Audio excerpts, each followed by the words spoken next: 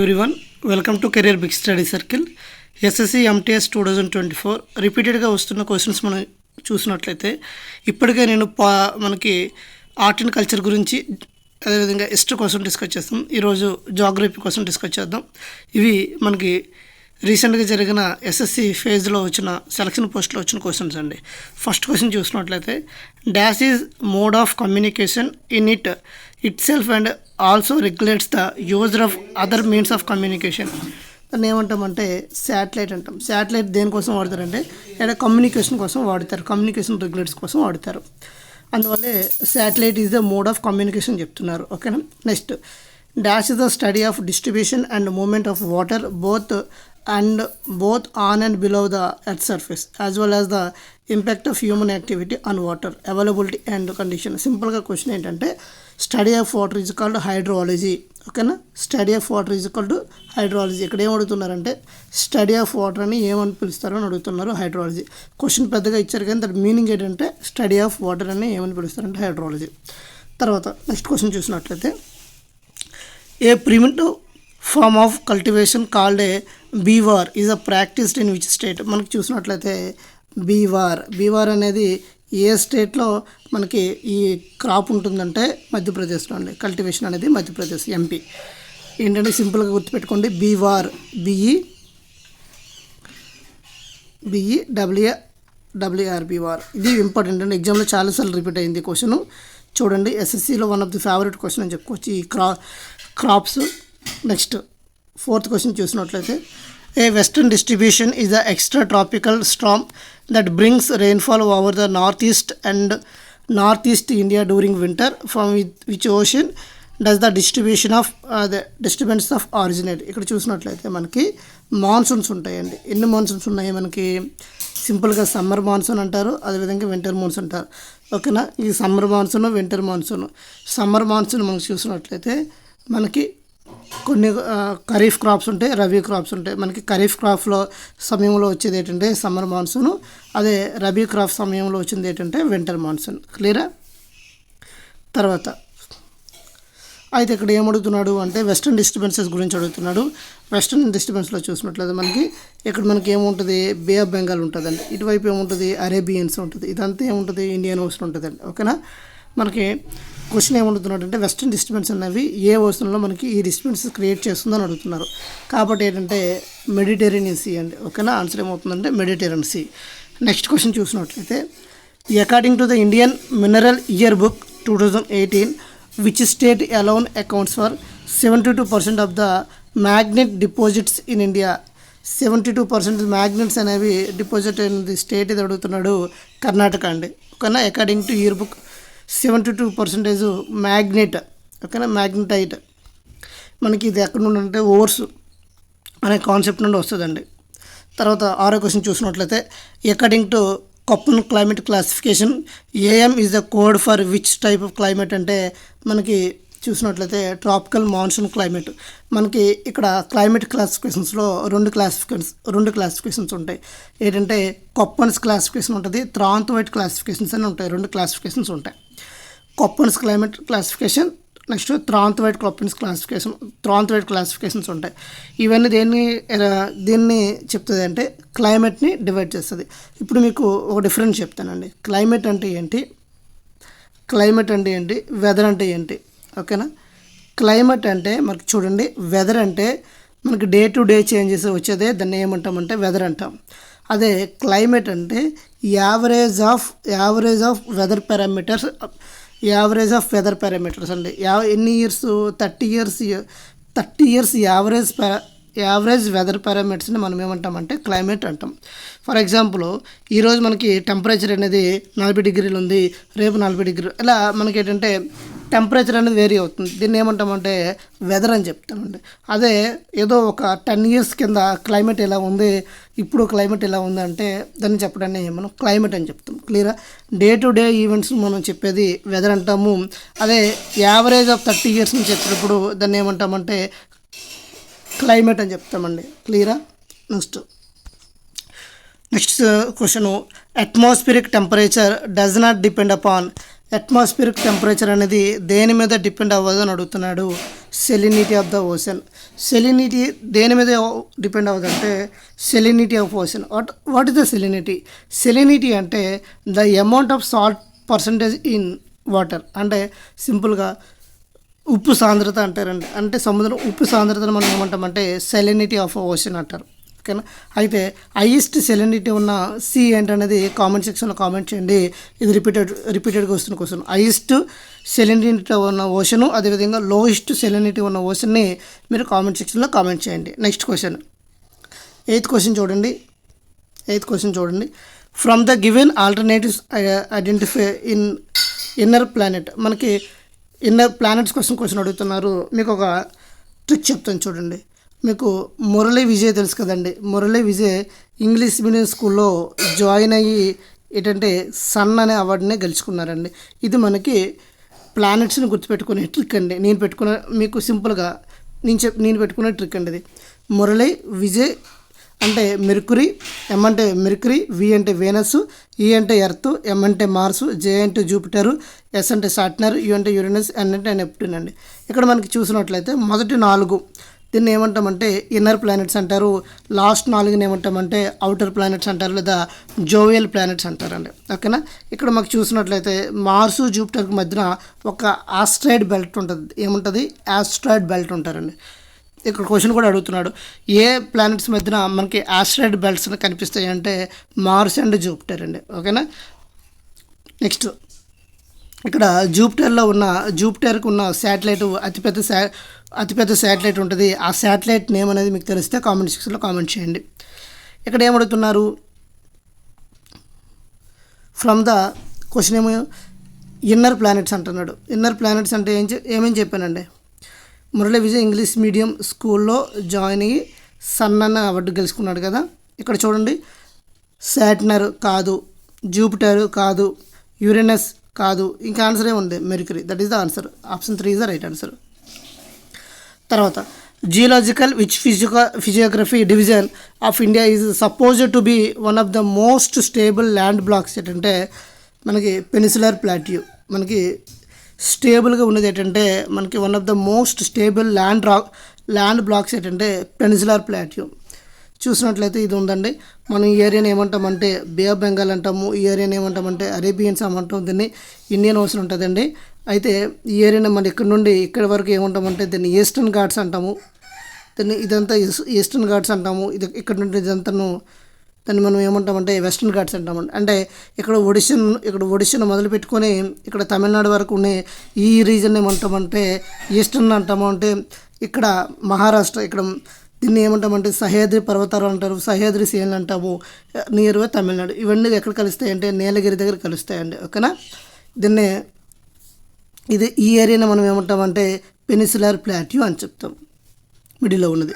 ఇక్కడ ఏమడుగుతున్నాడు అంటే one of the most stable land blocks ఏంటంటే పెనిన్సులర్ ప్లాట్యూ అండి. నెక్స్ట్ క్వశ్చన్, 10th క్వశ్చన్ చూసినట్లయితే identify factor that does not determine the temperature of the ocean water. Temperature of the ocean వాటర్ని determine చేయింది ఏదని అడుగుతున్నాడు. ఓషన్ కరెంట్సా, లాటిట్యూడా, లాంగిట్యూడా, unequal distribution of land and water. మనకి చూసినట్లయితే లాంగిట్యూడ్ అండి. లాంగిట్యూడ్ మీకు చూసినట్లయితే ఓషన్ కరెంట్స్ వల్ల టెంపరేచర్ అనేది వేరీ అవుతుందండి. లాటిట్యూడ్ వల్ల కూడా టెంపరేచర్ వేరీ అవుతుంది. Unequal distribution of land and water వల్ల కూడా టెంపరేచర్ అవుతుంది. ఓకేనా? మీకు unequal distribution of land and water వల్ల మీకు టెంపరేచర్ కూడా వేరీ అవుతుందండి. తర్వాత క్వశ్చన్ ఏమడుగుతున్నాడు? Identify type of season that not is a part of the 4 seasons in India. South east monsoon,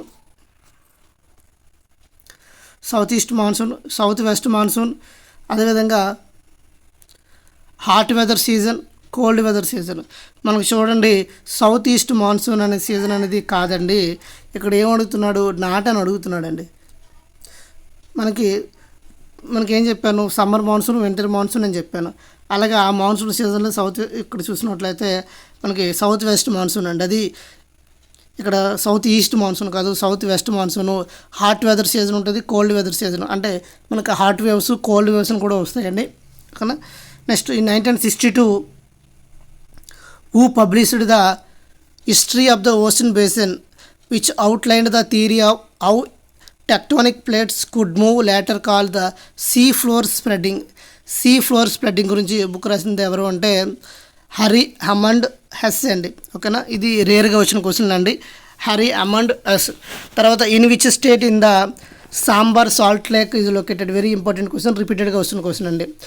sambar lake అనేది ఎక్కడుందంటే రాజస్థాన్లో ఉందండి. సాంబార్ ఎక్కడుంది? రాజస్థాన్ ఉందండి. సాంబార్ లేక్ ఎక్కడుందంటే రాజస్థాన్లో ఉందండి. తర్వాత in which state of India is the largest salt water lake the Chilaka lake is located. మీకు చూసినట్లయితే చిలకా లేక్ అనేది మనకి సాల్ట్ లేక్, ఇది ఎక్కడుందంటే ఒడిశా స్టేట్లోనే ఉంటుంది. అదేవిధంగా మనకి ఏమంటే కొల్లేరు లేక్ ఉంటుంది. కొల్లేరు లేక్ చూసినట్లయితే నియర్ ఎక్కడ ఉంటుంది అంటే మనకి ఆంధ్రప్రదేశ్ అండ్ తమిళనాడులో ఉంటుందండి. ఎక్కువగా ఆంధ్రప్రదేశ్ అండి. ఓకేనా, నెల్లూరు. ఇక్కడ ఆన్సర్ చూసినట్లయితే ఏమవుతుందంటే చిలకా లేక్ అనేది సాల్ట్ లేక్, ఇది ఎక్కడ ఉందంటే ఒడిశాలో ఉంది.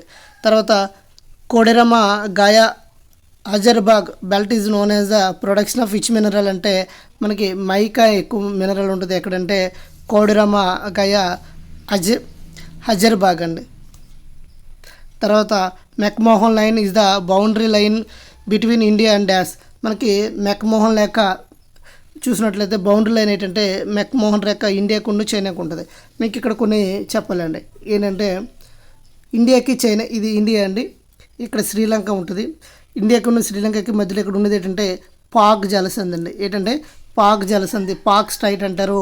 అదేవిధంగా ఇండియాకు ఉన్న పాకిస్తాన్కి ఉన్న లైన్ ఏంటంటే రెడ్ క్లిప్ లైన్ అండి. ఏంటంటే రెడ్ క్లిప్. అదేవిధంగా ఆఫ్ఘనిస్తాన్ కూడా ఉంటుంది. ఇక్కడ ఇండియాకి పాకిస్తాన్కి ఎప్పుడు కూడాను ఫైట్ జరుగుతుంది కాబట్టి శత్రువులుగా ఉంటారు కాబట్టి రెడ్ అంటే డేంజర్ అని ఇండికేటెడ్. కాబట్టి రెడ్ క్లిప్ లైన్ అనేది ఏ రెండు దేశాల మధ్యన ఉన్న లైన్ అంటే ఇండియా పాకిస్తాన్ అని గుర్తుపెట్టుకోండి.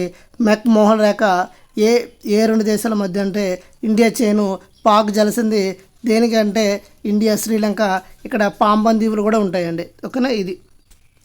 అదేవిధంగా భారత్ కన్నీటి చుక్కని దేన్ని పిలుస్తారు అంటే శ్రీలంకని పిలుస్తారండి. ఇక్కడ చూసినట్లయితే చైనా అండి. నెక్స్ట్ ప్యాక్యాంగ్ ఎయిర్పోర్ట్ ఈజ్ లొకేటెడ్ అంటే సిక్కిం అండి. మనకి ప్యాక్యాంగ్ ఎయిర్పోర్ట్ ఈజ్ లొకేటెడ్. ఇక్కడ మీకు చూసినట్లయితే కొన్ని ఫేమస్ ఎయిర్పోర్ట్ నేమ్స్ కూడా గుర్తుపెట్టుకోవాలండి. తర్వాత perihelion is when earth is. Perihelion అనేది ఏంటంటే మనకి పెరిహీలియన్ అపిహీలియన్ అని రెండు ఉంటాయండి. మనకి పెరిహీలియన్ అంటే నియరెస్ట్ సన్ అండి. ఓకేనా, పెరిహీలియన్ అంటే సన్కి అదే ఎర్త్కి దగ్గరగా వచ్చిన దాన్నే మనం ఏమంటామంటే నియరెస్ట్ దాన్ని పెరిహీలియన్ అంటాము. హెపీలియన్ అంటే అవే ఫ్రమ్ ద ఎర్త్ అని గుర్తుపెట్టుకోండి. అంటే ఎర్త్కి దూరంగా ఉన్న తక్కువ డిస్టెన్స్ మనం పెరిహీలియన్ అంటాము. ఎక్కువ డిస్టెన్స్ని ఏమంటామంటే అపిహీలియన్ అంటామంటే. ఇక్కడ పెరిహీలియన్ అంటే ముందుగా దగ్గరకు వచ్చిన దాన్ని ఏమంటామంటే నియరెస్ట్ ద సన్ అని చెప్తామండి. దాన్ని పెరిహీలియన్ అంటాం. అదే దూరంగా అంటే హెపీలియన్ అంటాం. నెక్స్ట్ 19th క్వశ్చన్ చూసినట్లయితే sea ice helps determine the earth climate according to this what percentage of the sunlight falling on sea ice is reflected back into the space అంటే మనకి 80% అని. ఇక్కడ మీకు చూసినట్లయితే ఇక్కడ మీకు షార్ట్ వేవ్ రేడియేషన్ ఉంటుంది, అదేవిధంగా లాంగ్ వేవ్ రేడియేషన్ ఉంటుందండి. మీకు ఒక క్లాస్లో వస్తుందండి. ఎలా వస్తుందంటే ఎర్త్ అట్మాస్ఫియర్ నుండి ఎంత పర్సెంటేజ్ వస్తుంది, ఇది ఎర్త్ అనుకుంటే ఇది అట్మాస్ఫియర్ నుండి వస్తే ఇక్కడ నుండి వచ్చిన వేవ్స్ అనేవి, ఇక్కడ వచ్చిన రేడియేషన్ అనేది మనకి తిరిగి ఎంత పర్సెంటేజ్ రిటర్న్ వెళ్తుంది, ఈ భూమికి ఎంత చేరుతుంది అనేది మనకి ఒక క్లియర్గా ఒక పర్సంటేజ్ ఫార్మేట్లో ఉంటుందండి. మనకి ప్రీవియస్ క్లాసుల్లో మనం చూడొచ్చు. Sea ice helps determine the earth climate according to the what percentage of sunlight falling on the sea ice is reflected back into the space అంటే మనకి ఎంత అంటే 80% అండి. ఓకేనా, 80%. Sriharikota highland is located in which state అంటే Sriharikota located at Andhra Pradesh అంటే Nellore district దగ్గర ఉంటుంది మనకి శ్రీహరికోట. మనకి ఇదేంటంటే లాంచింగ్ ప్యాడ్ అండి. ఓకేనా, మనకి ఏదైనా మనకి లాంచింగ్ కోసం దీన్ని వాడతారు అంటే శ్రీహరికోటనే వాడతారండి. ఎందుకు అంటే శ్రీహరికోట దగ్గర ఉన్న ఫేవరబుల్ కండిషన్సే దీనికి కారణం అండి. ఓకేనా, లాంచింగ్ ప్యాడ్ ఇది ఒక పెద్ద ఐలాండ్ కాబట్టి మనకి ఎక్కువ లాంచింగ్ ప్యాడ్ దగ్గర ఆల్రెడీ ఎవరైనా శ్రీహరికోట అంటే వెళ్ళిన వాళ్ళకి క్లియర్గా ఐడియా ఉంటుంది ఎన్ని డిపార్ట్మెంట్లు ఉంటుంది వాటని మనకి ఫ్రీ అదే మనకి అలౌ చేస్తారు, చూడొచ్చు, క్లియర్గా చూడొచ్చండి. Next next tertiary coals occurs in which state in India. మనకి ప్రైమరీ, సెకండరీ, టెర్సరీ అనేవి ఉంటాయండి. మనకి టెర్సరీ కోల్స్ ఎక్కడ మనం చూడొచ్చు అంటే మేఘాలయ దగ్గర అండి. తర్వాత the Darjeeling hills in India are world famous for dash cultivation.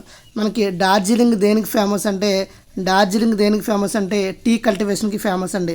అదేవిధంగా మనకి కాఫీకి చూసినట్లయితే కాఫీకి అస్సాంలోన సుర్మా లోయ చాలా ఫేమస్ అండి.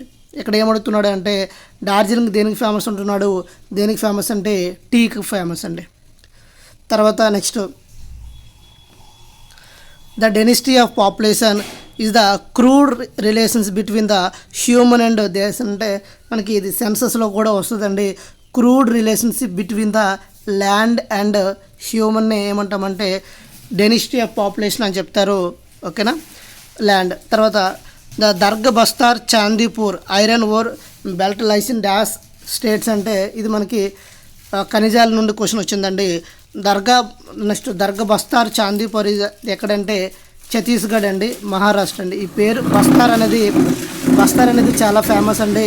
ఈ బస్తారు ఏ స్టేట్లో ఉంటుందంటే మీరు వెంటనే గుర్తు రావాలి, ఛత్తీస్గఢ్ అండి. బస్తర్ అని పేరు వస్తేనే ఖచ్చితంగా ఎక్కడంటే ఛత్తీస్గఢ్ అండ్ మహారాష్ట్రను గుర్తుపెట్టుకోండి. ఇవన్నీ highly viscous mechanically week and ductile region of earth uppers mental is called మనకి ఏమంటారంటే అస్థెనోస్ఫియర్ అంటారండి. ఇక్కడ మీకు చూసినట్లయితే interior structure of the earth మీకు చూసినట్లయితే ఏముంటుందంటే ఫస్ట్ మీకు క్రస్ట్ మెంటల్ కోర్ అని ఉంటాయండి. ఓకేనా, క్రస్ట్ మెంటల్ కోరు, ఇన్నర్ కోరు, అవుటర్ కోరు, మెంటల్ కోరు. ఈ మధ్యన ఏముంటాయంటే డిస్కనెక్టివిటీ ఉంటుంది. మీకు క్రస్ట్కి ఉన్న మెంటల్కి మధ్యలో ఉన్న డిస్కనెక్టివిటీని ఏమంటారు. అదేవిధంగా మనకి మెంటల్కి ఉన్న కోర్కి మధ్యన డిస్కనెక్టివిటీస్ ఉంటాయి. టోటల్గా మనకి నియర్లీ 4 కనెక్టివిటీస్ ఉంటాయండి. ఆ కనెక్టివిటీస్ని ఒకసారి మీకు డిస్కనెక్టివిటీస్ తెలిస్తే కామెంట్ సెక్షన్లో కామెంట్ చేయండి. ఇక్కడ మీకు చూసినట్లయితే ఇక్కడ ఎస్థెనోస్ఫియర్ అంటే మనకి ఇదేంటంటే ఎక్కడ ఉంటుందంటే పైన క్రస్ట్ ఈ లేయర్లో ఉంటుందండి. ఈ లేయర్లో దీన్ని ఏమంటామంటే అస్థెనోస్ఫియర్ అని చెప్తామండి. అస్థెనోస్ఫియర్ అంటారు. హైలీ విస్కస్, అదేవిధంగా డక్టైల్ రీజన్ అండి. తర్వాత నెక్స్ట్ క్వశ్చన్ చూసినట్లయితే the historical shares Suri March is called the national highway number dash between Delhi to Amritsar. ఇక్కడ మనకి ఇది హిస్టరీకి సంబంధించిన బిట్టు, అదేవిధంగా మనకి ఏంటంటే జాగ్రఫీకి సంబంధించిన నేషనల్ హైవేస్ గురించి బిట్ అండి. మనకి షేర్స్ అప్పుడు ఆ టైంలో వేయించిన ఆ రోడ్ని ఏమంటామంటే మనకి ఎక్కడి నుండి ఎక్కడికి వేయించారు అంటే నేషనల్ హైవే మనకి ఢిల్లీ నుండి అమృత్సర్ వరకు ఉన్న ఈ హైవేని నేషనల్ హైవే నెంబర్ 1 అని కూడా పిలుస్తారండి. తర్వాత the Keoladeo national park is located in the state of మనకి రాజస్థాన్ అండి. మీకు ఇది క్వశ్చన్ వరల్డ్ హెరిటేజ్ సైట్ చెప్పినప్పుడు చెప్పానండి. కియోలేడా నేషనల్ పార్క్ అనేది వరల్డ్ హెరిటేజ్ సైట్లో ఉన్నది. అది ఎక్కడుందంటే రాజస్థాన్లో ఉందండి. తర్వాత the north west region of India receives rainfall in winter due to ఏంటంటే నార్త్ వెస్ట్ రీజన్ దేనివల్ల వర్షాన్ని పొందుతుందంటే వెస్టర్న్ డిస్ట్రిబ్యూషన్ వల్ల అండి. తర్వాత the థర్మోక్లైన్ layer is the dash layer of the ocean. థర్మోక్లైన్ layer అనేది ఏ లేయర్ అంటే సెకండ్ లేయర్ అండి.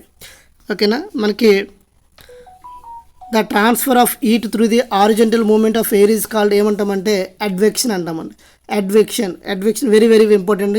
ఎగ్జామ్లో చాలాసార్లు వచ్చింది. మనకి హారిజాంటల్గా ఎయిర్ మూమెంట్ని ఏమంటామంటే అడ్వెక్షన్ అంటాం. అడ్వెక్షన్, కన్వెక్షన్ ఇలాంటి నేమ్స్ అన్ని కూడా గుర్తుపెట్టుకోవాలి మీరు. అడ్వెక్షన్ అంటే హారిజాంటల్ ఎయిర్ మూమెంట్ని మనం అడ్వెక్షన్ అని చెప్తాం. తర్వాత ఎలినో లానినో ఉంటుంది.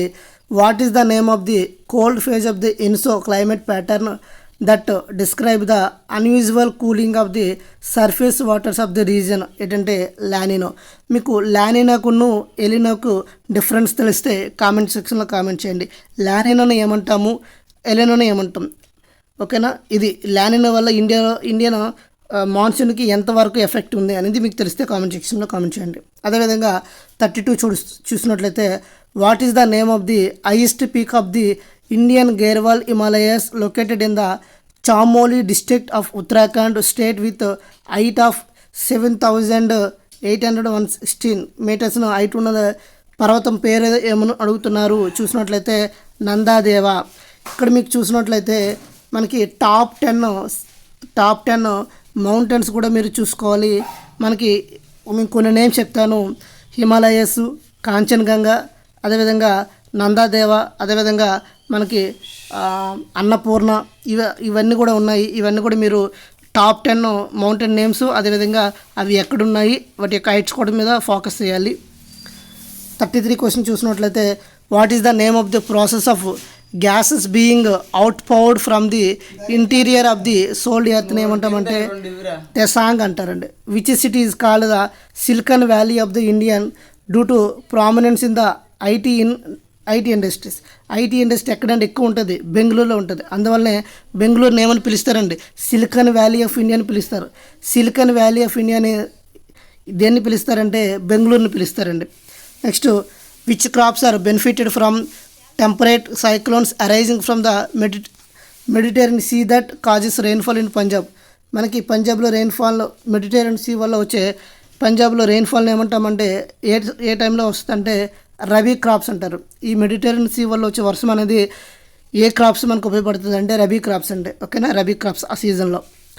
Which geostationary weather satellite launched by the European space agency in 1977 that provides weather imaging of earth at both visible light and infrared wavelength. చూసినట్లయితే మెటాసాట్ అండి. ఏంటంటే MetSat geostationary lights.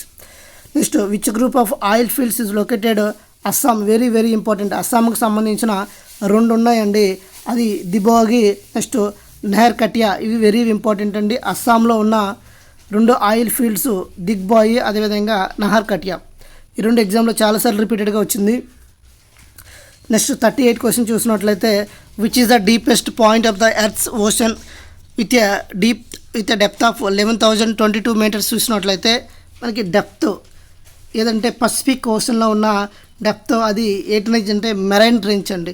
Marine trench అనేది very ఎక్కువ depth ఉన్నదండి. కాబట్టి answer ఏమవుతుందంటే Pacific ocean marine trench అండి.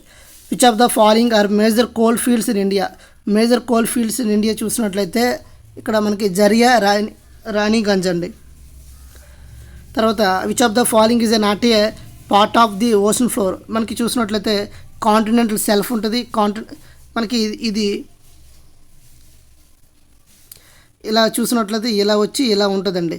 మనకి కాంటినెంటల్ సెల్ఫ్ ఉంటుంది, కాంటినెంటల్ స్లోప్ ఉంటుంది, అదేవిధంగా డీప్ సీ ప్లేన్ ఉంటుందండి. మనకి ఇక్కడ ఏం అడుగుతున్నాడు, నాట్ పార్ట్ ఆఫ్ ది అడుగుతున్నాడు. కాబట్టి ద డీప్ సీ సెల్ఫ్ అనేది ఉండదండి. ఓకేనా, ఇది option 3 is the right answer అండి. ఇక్కడ నాట్ అని అడుగుతున్నాడు కాబట్టి ఇలా ఉంటుందండి. మీకు ఇలాగా ఇక్కడ సెల్ఫ్ ఉంటుంది, ఇలా వచ్చి ఇలా ఉంటుందండి. దీన్ని ఏమంటే డెప్త్కి వెళ్ళిపోతుంది కాబట్టి దీన్ని డీప్ సీ ప్లేన్ అంటాము. ఇది పైన ఉంటుంది కాబట్టి సెల్ఫ్ అంటాము. ఇలా ఉంటుంది, ఇలా వంగుతుంది కాబట్టి దీన్ని స్లోప్ అని చెప్తామండి. తర్వాత 41 చూసినట్లయితే which of the following is not one of the rabi crops. మనకి ఖరీఫ్ క్రాప్స్, రబీ క్రాప్స్ ఉంటాయి. ఇక్కడ రబీ క్రాప్స్ కానిది అని అడుగుతున్నాడు. Barley, mustard, cucumber, wheat. Answer ఏమవుతుందంటే కుకుంబర్ అవుతుంది. అదేవిధంగా which of the following oil fields is not located in Gujarat. మనకి గుజరాత్లో చూసినట్లయితే అంకిలేశ్వరం ఉంటుంది. ఇక్కడ ఏముంటుంది, నాట్ అడుగుతున్నాడు. మీకు ఇప్పుడే చెప్పాను నార్కటియా ఎక్కడ ఉంటుందంటే అస్సాంలో ఉంటుందని చెప్పాను. ఇక్కడ ఏమడుగుతున్నాడు, నాట్ లొకేటెడ్ ఇన్ గుజరాత్ అని అడుగుతున్నాడు. కాబట్టి ఇది ఏమవుతుంది, ఆప్షన్ 2 అవుతుంది. నార్కటియా ఎక్కడ ఉందండి, అస్సాంలో ఉందండి. Which of the following rivers is not a related coastal plain of India. A river అంటే కోస్టల్ ప్లేన్కి రిలేటెడ్కి సంబంధించిన ఏంటి అంటే బ్రహ్మపుత్ర అండి. మీకు చూసినట్లయితే కృష్ణ, మహానది, కావేరి ఇవన్నీ కూడా మనకి బే ఆఫ్ బెంగాల్లో కలిసిపోతాయండి. కాబట్టి ఇవన్నీ కోస్టల్ ప్లేన్కి రిలేటెడ్. బట్ బ్రహ్మపుత్ర చూసినట్లయితే ఇదంతా కూడాను అక్కడ హిమాలయస్ దగ్గర ఓన్లీను అస్సామును అరుణాచల్ ప్రదేశ్లో మాత్రమే ప్రవహిస్తుంది. తర్వాత బంగ్లాదేశ్కి వెళ్ళిపోతుంది. ఇక్కడ మనకి బ్రహ్మపుత్రని ఏమంటామంటే అస్సాం దొక్కదాయని అని పిలుస్తారు. ఇక్కడ ఆన్సర్ ఏమవుతుందంటే సార్ ఆఫ్ అస్సామీ ఏదంటే Brahmaputra. Option 3 is the right answer ఇక్కడ. Next which state has the largest net out miss granites అంటే ఉత్తరప్రదేశ్ అండి, ఉత్తరప్రదేశ్. తర్వాత which trek is the Bhutan considered to be crown jewel of Bhutanese trekking అంటే స్నోవన్ టర్కీ అండి. Which triangular plateau region of lies south of the river Narmada. మీకు ఇక్కడ చూసినట్లయితే ఇదంతా ఇక్కడ మనకి డక్కన్ ప్లాట్యూ అని ఉంటుంది అండి. ఈ డక్కన్ ప్లాట్యూ మనకి సౌత్ ఆఫ్ ది రివర్ నర్మదాకి సౌత్లో ఉంటుంది, నర్మదా రివర్కి సౌత్లో ఉండేది ఏంటంటే మనకి ఇక్కడ డక్కన్ ప్లాట్యూ అండి. Dash is the proper management of the national rural natural resource to prevent its exploitation destruction or degradation అంటే కన్జర్వేషన్ అనేది. కన్జర్వేషన్ అంటే మనకి కాపాడుకునేదండి. తర్వాత select the correct statement about the climax community చూసినట్లయితే ఆన్సర్ ఏమవుతుందంటే it is a ecological community in which population of plants and animals remain stable and exist in balance with each other and their environment అండి. తర్వాత select the correct statement అడుగుతున్నాడు. The pyramid of biomass is always inverted, the pyramid of energy is always upright, the pyramid of mass is always upright, the pyramid of number is always upright అంటే answer ఏమవుతుందంటే the pyramid of energy is always upright అండి. కాబట్టి answer ఏమవుతుందంటే upright is right answer. Next the Vienna convention is related to దేనికంటే మనకి ozone లేయర్కు ఉంటుంది. ఇక్కడ మీకు ఏముంటుందంటే మీరు ప్రోటోకాల్స్ కూడా very very important. Next which of the following is not A consider the method of the conservation of the natural resource ఏదంటే extraction. ఇది ఓవరాల్గా మనకి టాప్ 51 క్వశ్చన్స్. ఇవి ఎక్కడి నుండి వచ్చాయంటే ఎస్ఎస్సి ఫేజ్లో సెలక్షన్ పోస్ట్లో వచ్చాయి. కాబట్టి ఇవన్నీ కూడా మీరు ఖచ్చితంగా ఎంటీఎస్ వాళ్ళు ఖచ్చితంగా చదువుకుని వెళ్ళాలి. ఈ ఎక్స్ప్లెనేషన్ మీకు నచ్చినట్లయితే ఖచ్చితంగా లైక్ చేయండి, షేర్ చేయండి. మరిన్ని వీడియోస్ నెక్స్ట్ మనం పాలిటీ కూడా డిస్కస్ చేద్దాం. Thank you all. జై హింద్.